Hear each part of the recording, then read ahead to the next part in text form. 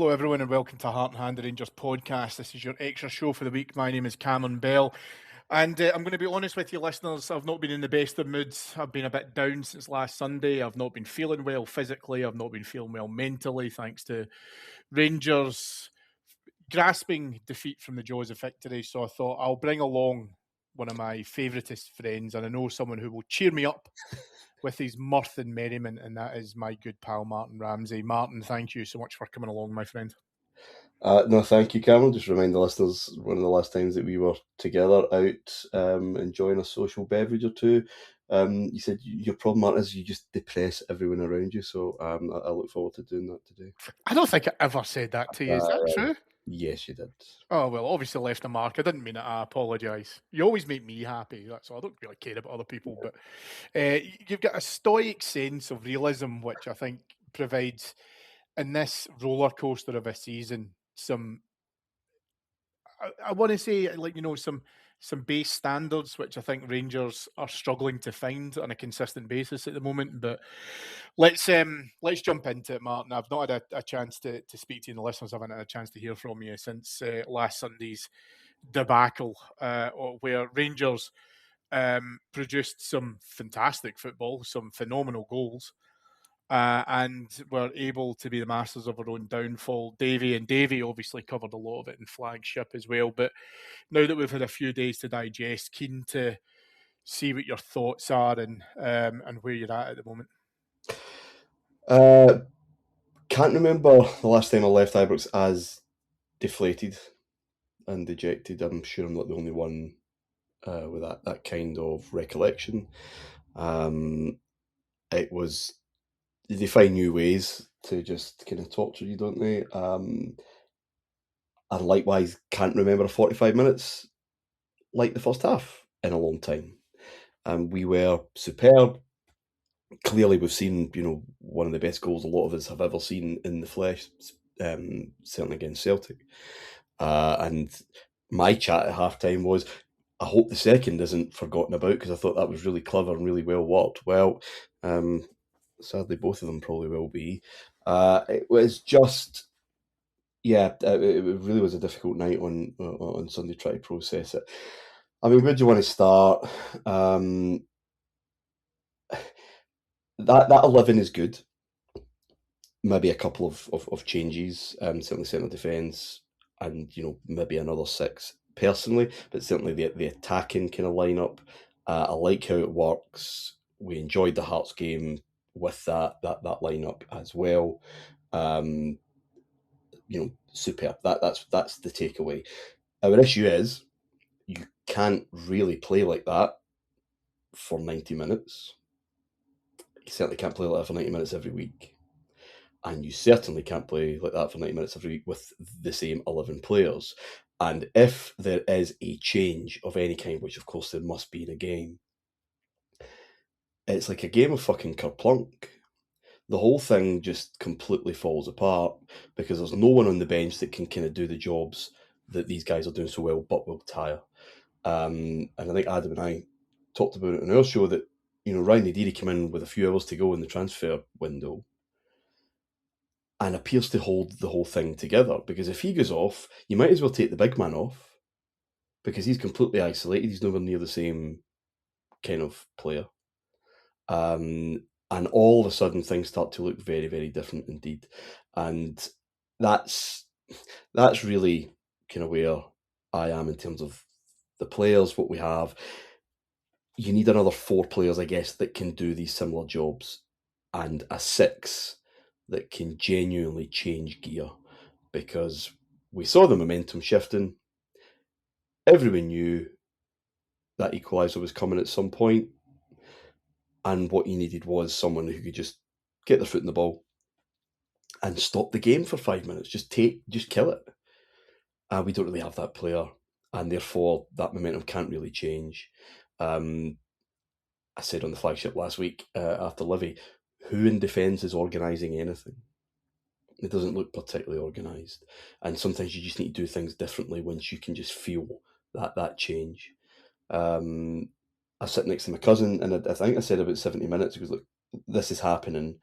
I'd actually rather it just happen now, because I wondered if that might just reset us and we find a bit more freedom. I think back to the 3-2 game at Parkhead last season. We were obviously brilliant in the first half and went in 2-0, and then Celtic got a goal back, and you just knew what was happening. We were on the back foot, we couldn't string two passes together, and all of a sudden, once Celtic equalised, it was like, all right, well, let's go again then. Nothing else for it. And we looked dangerous all of a sudden. So it's a mixture of a lot of things. One thing I want to pick up, and I'd be interested in your thoughts on this. The manager rightly criticised for some of the away lineups for Park, especially substitutions, especially. And he said before the game, really, a point's not the worst thing in the world here, given how Motherwell are. That's all fair. I don't believe for a minute he said at half time, right, lads, job's done, just sit back and see it out. And I think I know that because Rangers were brilliant in that opening few minutes of the second half. We could have, maybe even should have gone 3-0 up. So that doesn't really tie in. It's just that they made changes, and I just don't think we have the personnel to really counter that. And Claxon alert, the know-how, the mentality, the strength, and mentality, I don't mean Terry Butcher blood pouring out of his head. Again, I mean someone who could just put their foot in the ball and stop the game and give the guys a breather, and then we go again. We press the buttons and the boosters, and we try and recreate the first half if possible. I do worry until I'm proven wrong that elements of this Rangers team have a real fear of winning. That they get themselves into these positions and think, oh my goodness, that's what we wanted, and it's too much for them to see it out.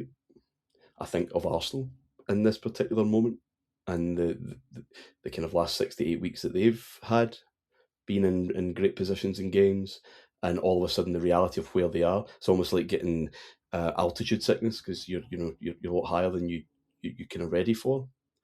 And I'm just not entirely sure this team's kind of ready to win for Rangers, and the pressure of the Rangers is obviously very, very different. So before anyone brings the Hearts thing in, it's very much a moonshot there. So yeah, all these things have been rumbling around my mind, and that issue about fear of winning. The team that I keep thinking back to is actually England in tournaments over the last, well, this century, I guess. It's almost as if England ever got an early goal in a big game at a tournament, go to the bookies and just bet against them because it's almost, oh shit, we've done this too soon. What do we do? It's in between two stools. Don't know whether to go and try grab a second, or you try and you don't get it, and then it's retreat, and it's Dunkirk. It's just, I don't know. They haven't got over that line, so until they get over that line, they're not comfortable with being in the position that they dearly want to be. If that makes any sense, I know that's kind of counterintuitive, but I hope it does, because that strikes me that Rangers have a bit of that. And again, I've said this umpteen times, I can't see how that happens unless Hearts and Celtic absolutely implode, and you're just left with the trophy. And that's kind of going to be how it is anyway in this season. I think that it's not going to be a classic in terms of quality, but you just need those experienced players who have kind of been there and done it, and kind of guide others through. In my opinion, it would certainly it would help a lot. So yeah, that's my take, hot or otherwise, from Sunday. But it was such a killer. Yeah, that's. I mean, there's a bit to unpack there, obviously. I think the main point for me to kind of touch on what you mentioned there, which I think is really interesting because I think it's about. I can't say at the moment just now whether or not it's because of mindset. I don't understand it. So I'm not going to profess for a single second that I can shine some light on this that has been missing for all season. But the evidence that I see in front of me is that this Rangers team, whether consciously or subconsciously, chooses to react to a set of criteria that it's presented with, and it's completely unpredictable. So if you look at the last two Old Firm games, purely those Old Firm games in isolation, we're 1-0 down at Parkhead, probably, arguably, could have been 2-3-0 down at Oh, easy. Parkhead. And we come back in the second half and everyone's had a lift. Now, we discussed ad nauseum at the time, yeah, of course, take Asgard off and bring on Diamandi, and here you go. And I'll come back onto that point in just a minute. And all of a sudden, the team's revitalized. And it doesn't make sense because I don't believe a single player does that within this current setup. I don't believe that happens. So I don't put that all down to the Diomande introduction. But No, then, I'll put it down to just having. I mean, I don't think I was on a pod after that. I was there that day, and I'm not the most optimistic when it comes to Rangers, with good reason, of late. But I was speaking to Adam and said, I think we can win. I think we'll win this. It's there for us. And the fact that we'd been battered but weren't battered in terms of the scoreline, it was only one, and we've been there and it's been 2-0, 3-0 at half time, whatever, and the game is done. But how many times have you seen Rangers, especially at Parkhead, play their best stuff when they're 2-0 down and Tav scores a brilliant free kick or something and there's maybe a chance of an equaliser? It's the freedom that, oh well, there's nothing to lose now. And that's what, again, back to the Egeman game, that's exactly what that was. I spoke to one of the players that played that day, later on that afternoon, and it's like, how does that work? I mean, we looked like we were shaking like a shitting dog once Celtic kind of got back in, and then all of a sudden when that equalised, it was like, right, fuck, let's go again. And just, well, it's just the momentum of football, which of course it is, but it still speaks to me of a Rangers team that is just more comfortable chasing, and they get to a certain point where we can't wear that expectation. We can't wear the position we've maybe found ourselves in. I go back again, obviously, to a couple of years to Clermont with there's no exact comparisons, but that's not what comparison is. That's equating something. I think people understand what I mean. Oh my God, how are we here? We were out of this. Now we're not. We're top of the league. And you start just getting a bit dizzy because you don't accept emotionally that this is ours. Fucking right it is. We're the best team in the country. We've got this player, we've got that player. I just don't buy it yet, sadly. yeah, and that's what I mean in terms of reaction, because again, as you know, I was with you at Parkhead. In terms of halftime, I was like that. I can't see us winning. I don't see how we can come back from this. If we get an early goal, okay, fair enough. But I think a second kills us because I think it drives a dagger in. However, Rangers did react, came back, won that game. And then it seems to have been the case in last Sunday that we got to 2-0 up at half time. And whether it is, attitude or unexpected, easiness within a game. And I'm not saying that we didn't create chances out of nothing. We did. We absolutely created our own chances and two exceptional goals by Yusuf Chermiti. But we get in at half time and a third kills it.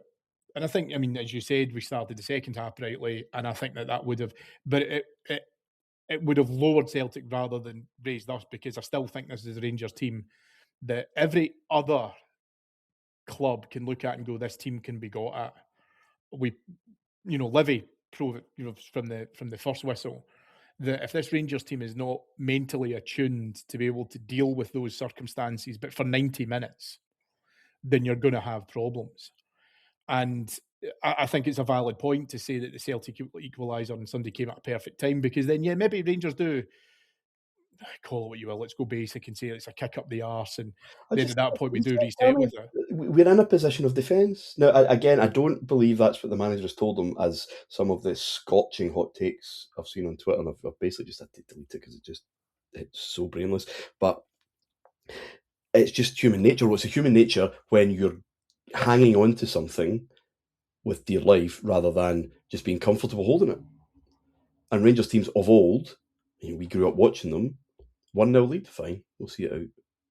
Because we should be ahead. We should win this league. Or alternatively, concede early and go, that doesn't matter because we're going to win 3 or 4-1 anyway. Yeah, maybe, but it's kind of a slightly different thing. But again, at 70 minutes, I was like, just fucking equalise now, because I genuinely think it's going to reset. That's part of it. It's not the only reason. I still think we looked spent at an hour physically, and of course that translates psychologically as well. You know your teammates are struggling, and again, substitutions do not make that team stronger.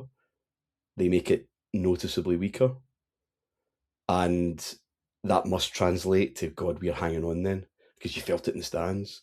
So there are a lot of factors. It's never just one, and in the short term, that's a problem.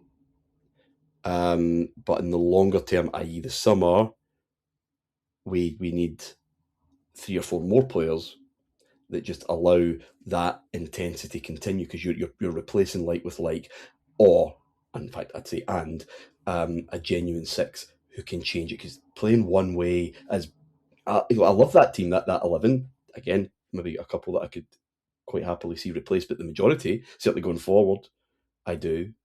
And the way that they fit, the way that it's calibrated, but I don't like one plan.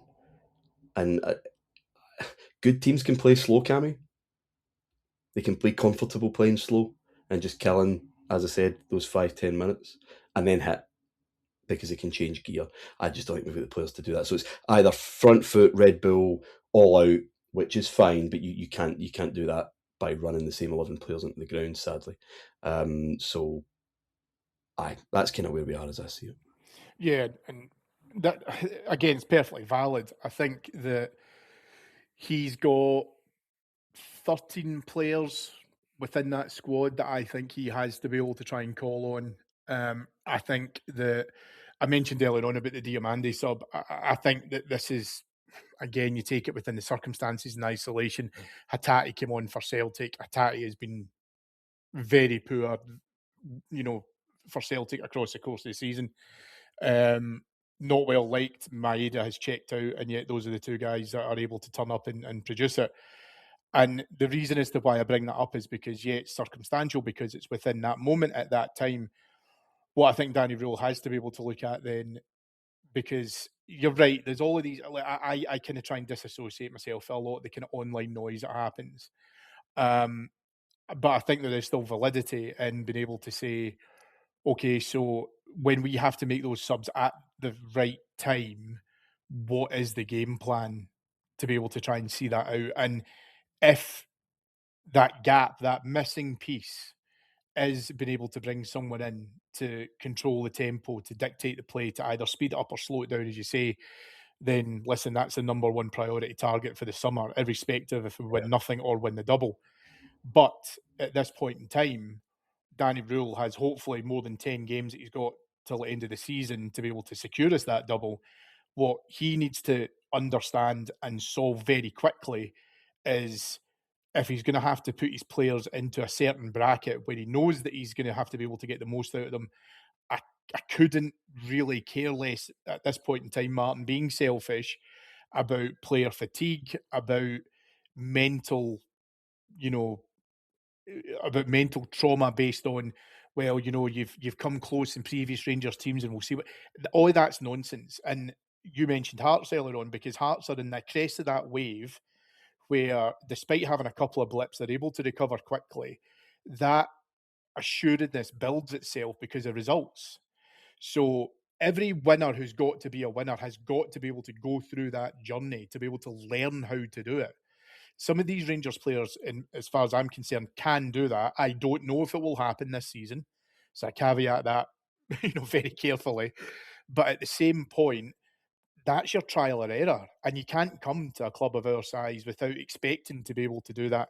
And maybe there's some reflection there that these players have to look and say, do I have what it takes to be able to give everything for the next 10 plus games within the league and cup to be able to say, I can make this a success? That for me is where the players need to look at it. What Danny Rule has to be able to do is also then say, where where is my trust level within these players in terms of what they can contribute across 90 minutes a game for the rest of the season from here on in? Who is going to be there for me at the moment? And that, I think, is a massive question mark for him. I don't think you can blame him for that, because as much as he's been supported by the board in terms of his new intake in January, he's also dealing with a lot of guys who he inherited, who I think a lot of us have got questions around at the moment. I personally think John Souttar's an issue in that defence because you mentioned leadership earlier on. It feels almost as if Souttar should be that leader, but isn't. And then it starts to cause a bit of kind of confusion and chaos amongst the guys who are playing in that line alongside him. Yep. I don't disagree with that. I mean, the manager, I think I tweeted on Sunday morning that, and I think Charlie Austin had asked the question on Sky the other week. He is a good coach. I don't think there's really any doubt about that. I think he improves players. We have seen improvement in players. I think he's gone about the technical challenge quite methodically. Fix this, then move on to this, then move on to that. So I don't think there's any doubt there. I think being a good manager is a different thing. It's big calls. It's being brave. It's being ruthless. Get Sam out right. I don't know why that continues to happen. Things like the selection for part, the subs for part, these kind of things he will kind of have to learn.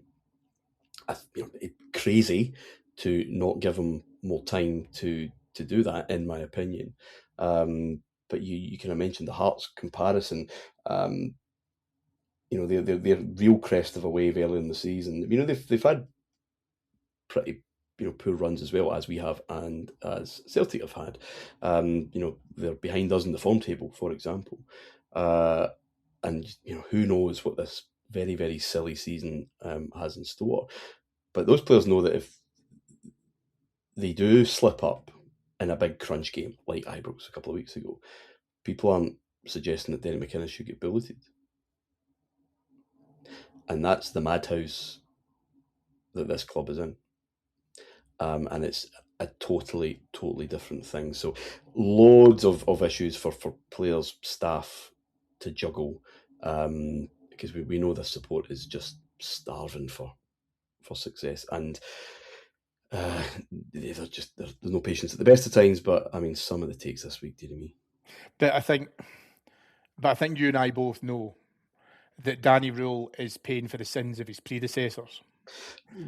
They all are. And no Rangers manager will shake that off until he wins the league.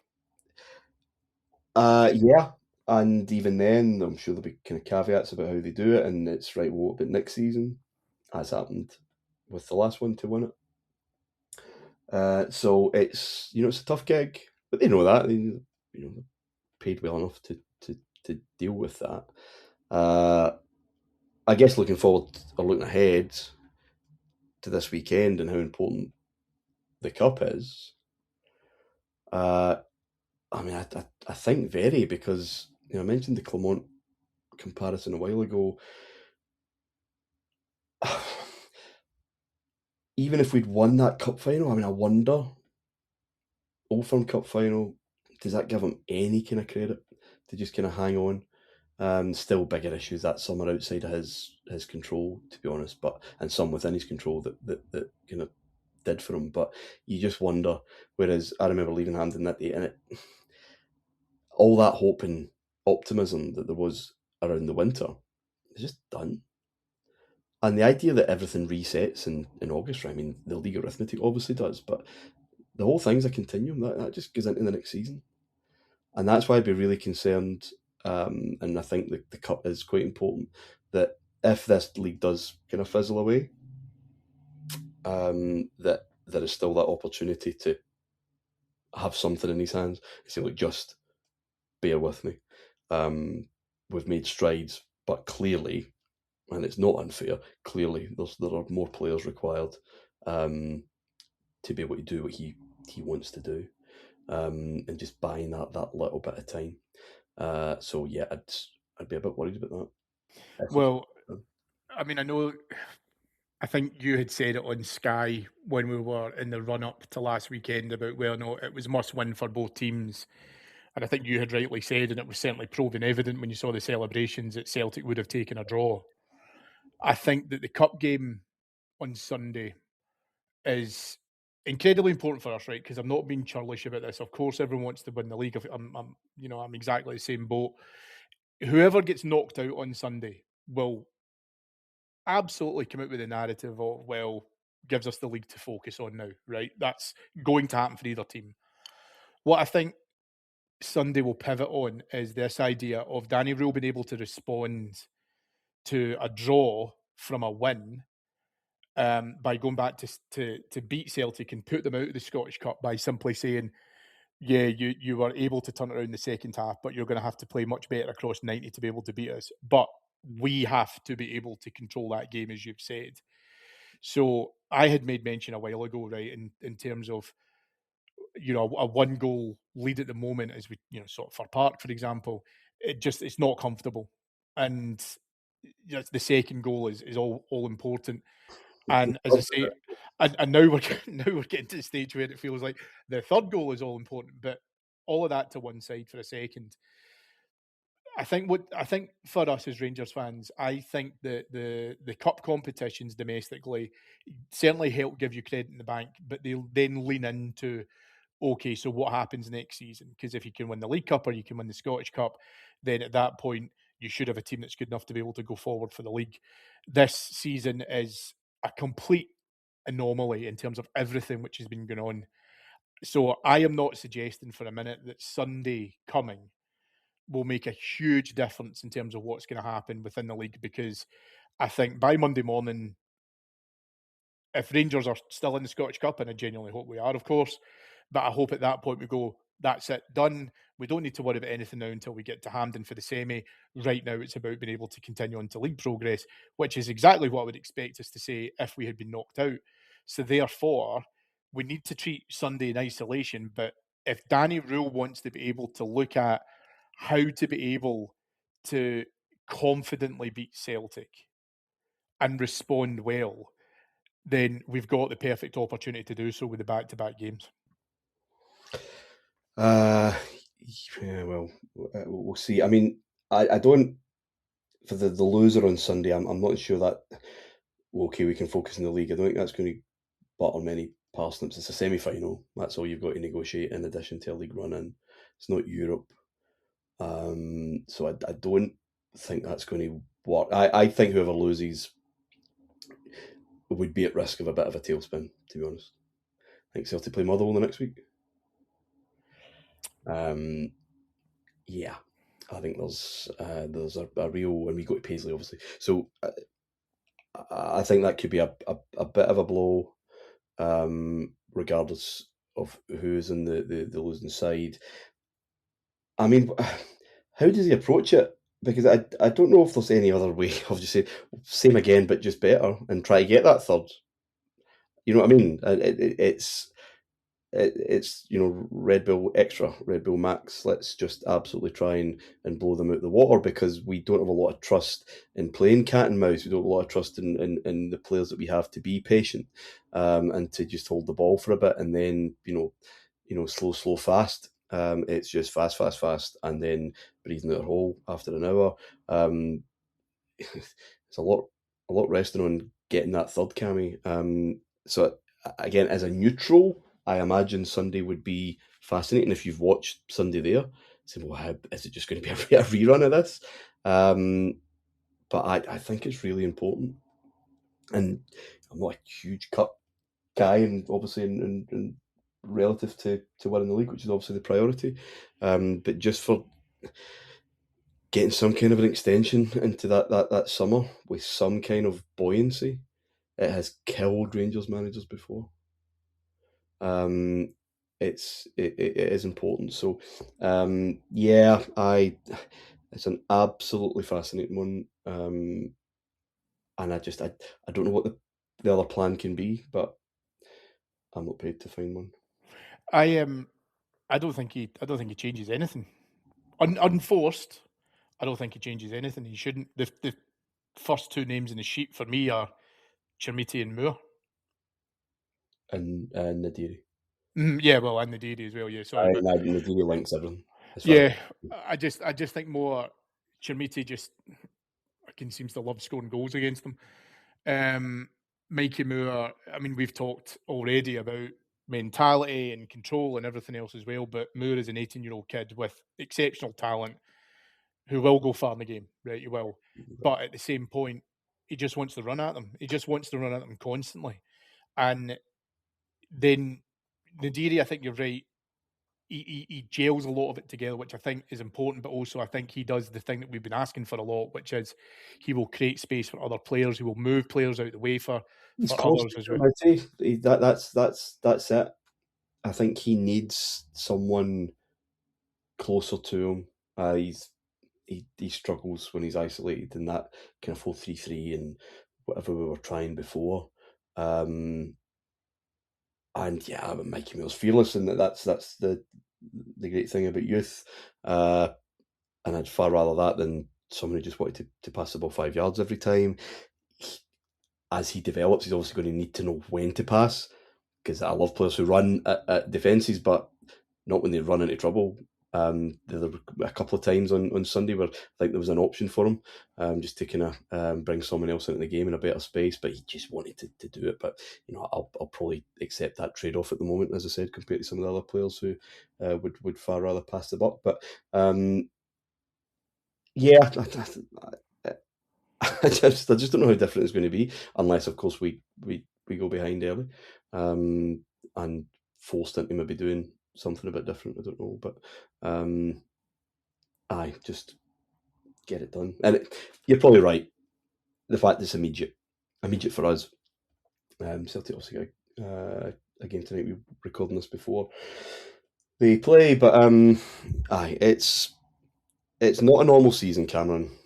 And I'm not sure that the normal rules apply, but they need to really shake Sunday out the system this coming weekend. Otherwise, I can't see how that doesn't just drip, drip, drip into the rest of it, and that is hard to turn around.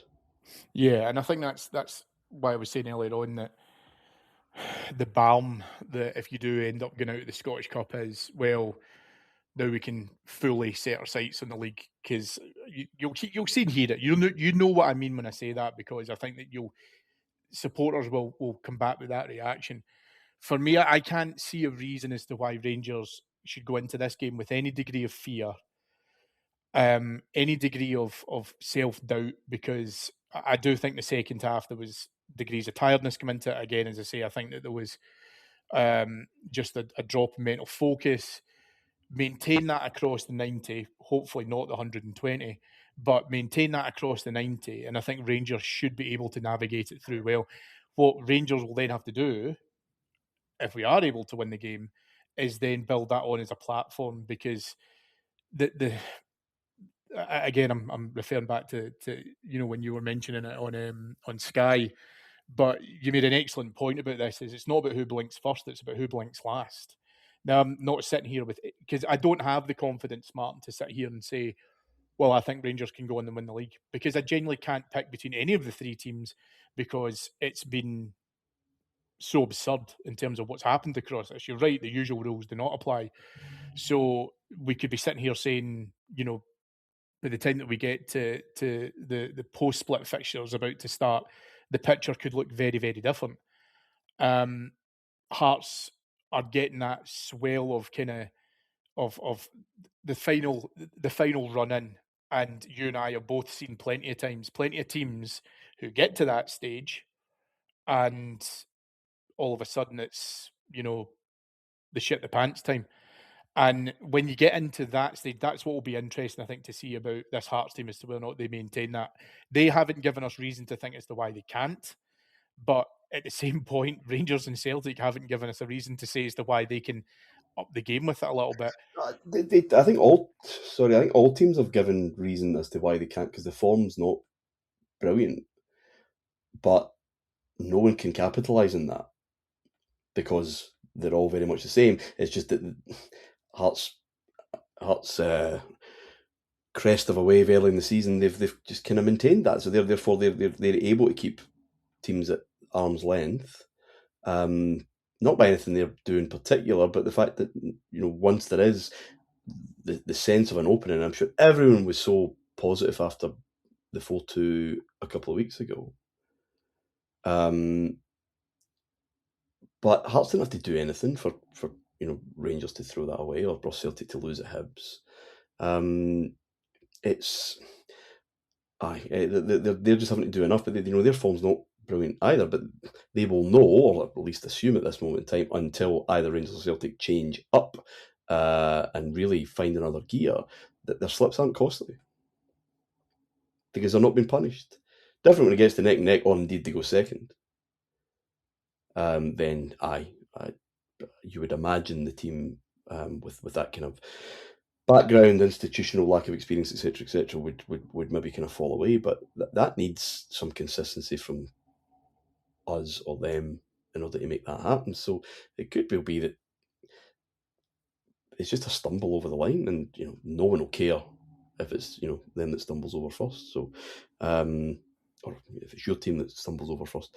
So, it's a weird old thing. I'm just cautious of, or conscious of the kind of longer term impact of people losing their minds, as they tend to do.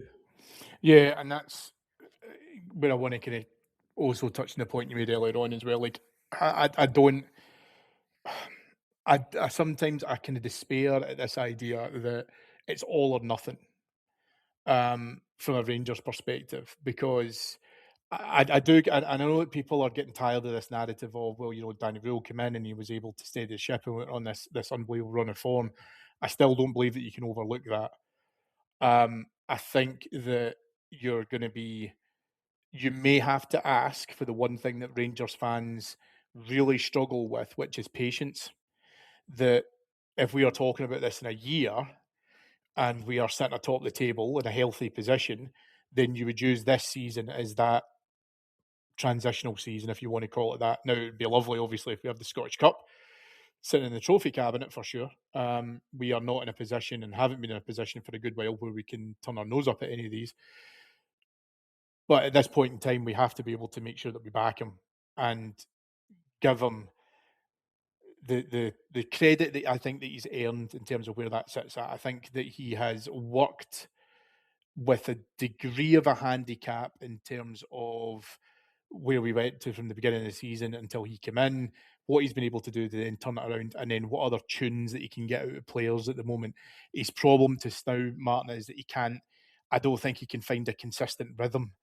And right now, as things stand, whether or not it's between now and the next 2 months or now in the next 6 months, it's going to have to be his job to be able to find a consistent rhythm, because it's too misplaced at the moment in terms of where we don't know what's going to happen next, and it's because we're not seeing enough of those performances on a regular basis that make us believe in terms of what's going on. I mean, if you look at, again, I know I'm kind of going back a step, but if you look at Hibs and Fir Park, or Easter Road Fir Park, in terms of just a side by side comparison, the two games are completely different, even though the outcome's the same.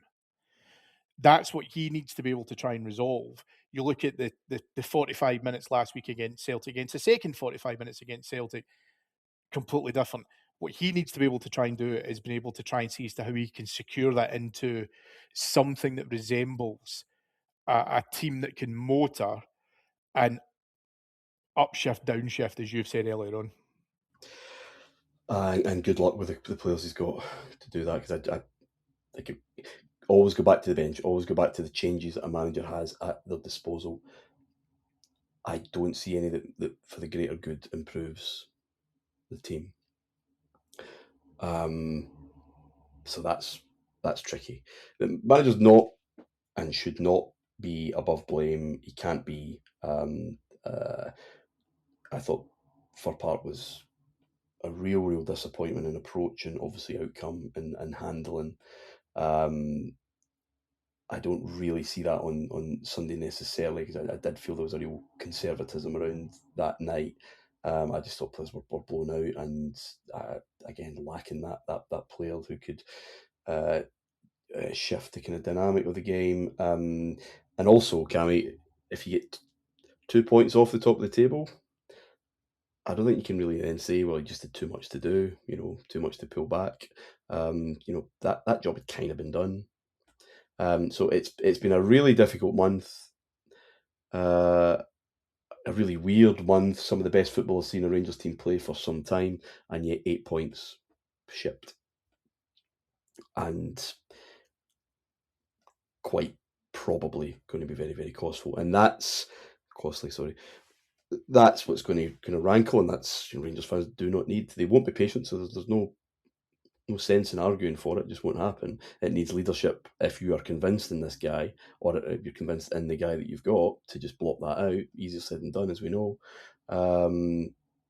But yeah, it's again, that's what execs are paid for. That's what managers are paid for, to see that kind of bigger picture, and not living the kind of pain week to week as we are. So Sunday, I think it's going to have to be foot to the floor for me. I think Rangers fans want a reaction in terms of how we look like we've been able to take the lessons from last Sunday, go out and press upon it. Just our desire in terms of almost recovering from that position, and making up, I think, is probably the biggest thing I can kind of say, because, as I say, the frustration ultimately, Martyn, is it almost hurts more than, when you've lost 2-0 and you've been overpowered. We've seen plenty of them in the past. Sometimes it's worse when you lose it from your own grasp. But Rangers, ultimately, on Sunday, they have to be able to go out, and I appreciate, yes, it's towards the tail end of the season, and I appreciate players have played a lot of minutes.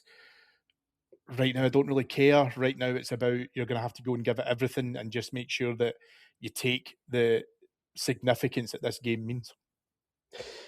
Yeah, I think it'll be the same. I think it'll be foot to the floor, as you said. I'll be interested to see if we can do that. But more interesting is how long we can sustain it, and what is the number, what is the margin of a lead that we're comfortable in kind of seeing out, because playing like that for 90 minutes, as I said, just is not a sustainable and realistic thing, I don't think.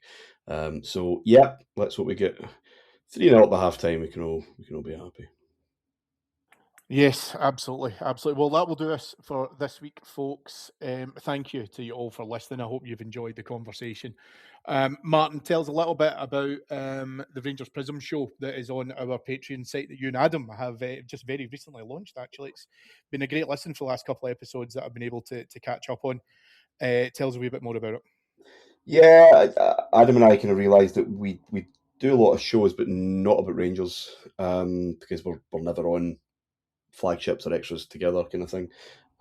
So we'll set one up, and it's looking forward, looking at the current, and a bit of history as well, because that's me. And yeah, it's just a Friday night blether, really, to hopefully set you up for the weekend. But it's fun. Two bald men, etc., etc. But yeah, no, it's good. I think it's video only. But yeah, it's just our chance to have a natter about Rangers, really. Yeah, well, as I say, if you want to go and check it out, folks, please jump onto our Patreon site, which is patreon.com/heart and hand. You'll get all your daily updates. You'll get our pre and post match for every single game as well, including obviously this weekend's Scottish Cup quarter final. And David will be back with you on Monday's flagship to be able to discuss that. Thank you to Michael Paul Myers. Thank you to you all for listening. And thank you for you have cheered me up, Martyn. You actually have. I do enjoy a dose of realism, but I can hear the confidence in your voice. I can hear it. And when we win the league, I'm going to say that was back the first March extra that we did. It was because Martyn came on and said, "I believe in this team." Can't remember saying that, but if you took I'll edit it. you use that, pal, and it keeps you warm over the coming weeks. But no, we're duty bound to call it as it is. There's no tub thumping here or party lines. That's for children. There's a lot to take away. That's good, clearly, but there's gaps in that team. There are issues that have yet to be addressed, and you have to say that too. That's just what grown-ups do. Yeah, you do. But most importantly, Rangers just winning Sunday. Please make it happen. We'll all be behind you. I promise you. Ibrox will be absolutely roaring. Every single bear in there will want to make sure that we get a result. We are standing with you, so please go ahead and do it. David will be back with you on Monday, folks, and I'll speak to you again next week. Bye-bye for now.